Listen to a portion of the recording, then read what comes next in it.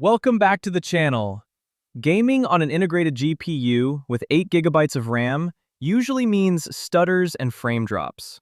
Today we are optimizing your system for the smoothest possible performance. First, let's open CPU-Z to check our hardware.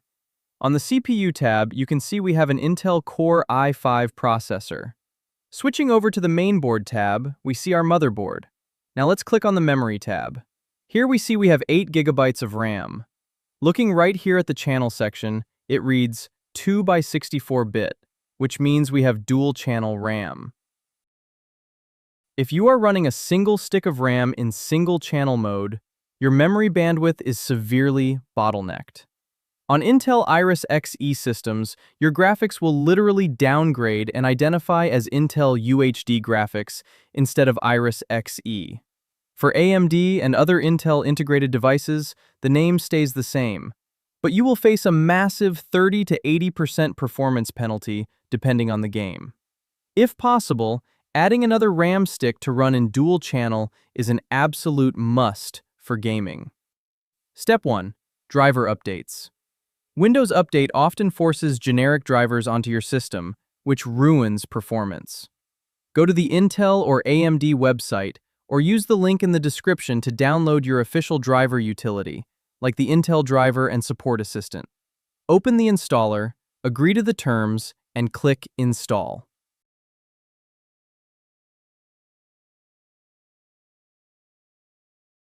Let it scan your system and only install the latest graphics drivers.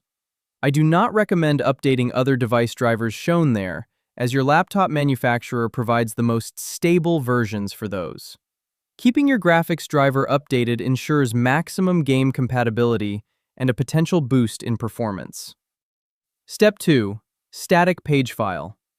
With only 8 gigabytes of RAM, Windows constantly uses your storage drive as virtual memory.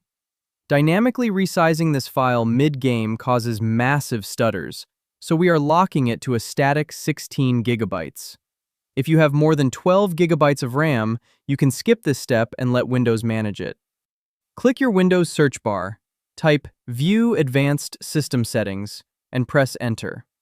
Make sure you are on the Advanced tab and click Settings under Performance. In this new window, click the Advanced tab, look under Virtual Memory, and click Change. Uncheck Automatically Manage Paging File Size. By default, the page file is on C, and you can keep it on that, but I use my larger D drive. If you have an SSD and HDD combo, always pick the SSD. To change it, select C drive, click No Paging File, and hit Set. Then, select your preferred drive, choose Custom Size, set both initial and maximum to 16,384 megabytes. Click Set, then Apply. Click Restart on the next prompt to apply the changes. Step 3. Disabling SysMain. This Windows service preloads apps into the background, starving your games of RAM. On fast, modern drives like an NVMe SSD, disabling it frees up massive resources without any performance loss. However, do not disable this if your Windows is installed on a mechanical hard drive. Press the Windows key plus R, type services.msc, and hit Enter. Once it opens, click any service in the list and keep pressing the S key on your keyboard until you reach SysMain. Right-click SysMain and select Properties. Click Stop, change the startup type to Disabled, click Apply, and OK and restart. After a quick restart, open up Task Manager and click into Resource Monitor. Look at the Memory tab. That dark blue standby bar is drastically lower, meaning gigabytes of RAM are now freed up for your games. Step 4. Intelligent Standby List Cleaner.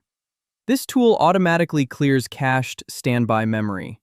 It isn't a magic tool that prevents all crashes, but it heavily prevents crashes caused by standby memory overfill.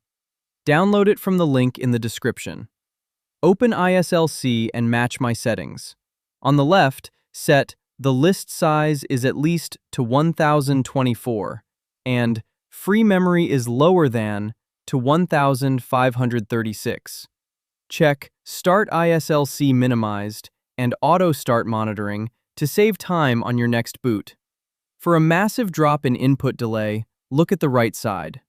Under Wanted Timer Resolution, type 0.5000. Check Enable Custom Timer Resolution.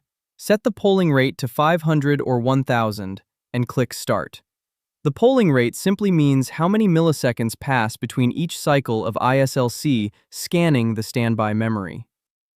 You can click Purge Standby List to clean it manually, but this runs automatically while you game.